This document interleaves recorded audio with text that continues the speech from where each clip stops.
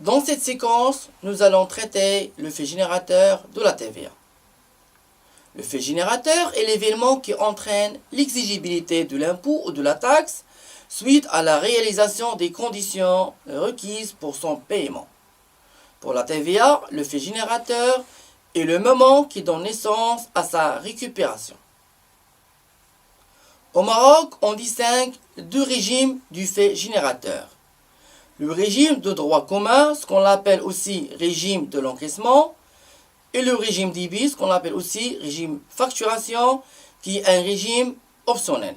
Dans le régime de l'encaissement, le fait générateur est constitué par l'encaissement total ou partiel des prix de marchandises, des travaux, des services au comptant.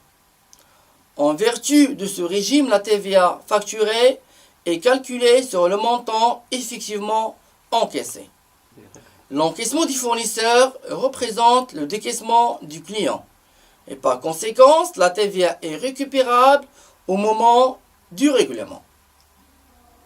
Exemple, nous avons une vente de marchandises de 10 000 dirhams, dont 6 000 dirhams réglés le mois même par chèque bancaire.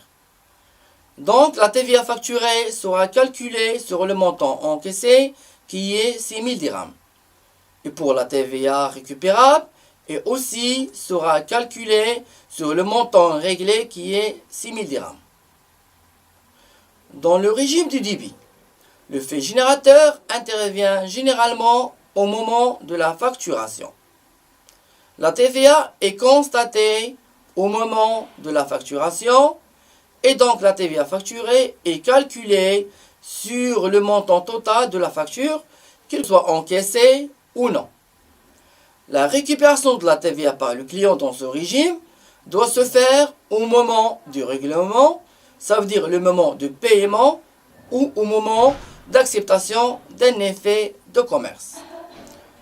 Exemple, vente de marchandises 10 000 dirhams, dont 6 000 dirhams réglés le mois même par chèque bancaire.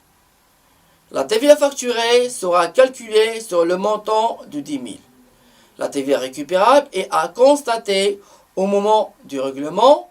Dans cet exemple, la TVA récupérable sera calculée sur les 6 000, c'est-à-dire le montant réglé. Pour récapituler, la TVA est une taxe indirecte qui s'applique au chiffre d'affaires réalisé au Maroc. Dans le champ d'application de la TVA, nous avons des opérations qui sont taxables, des opérations exonérées et des opérations sous le régime suspensif. En matière de la TVA, deux régimes sont observés au Maroc.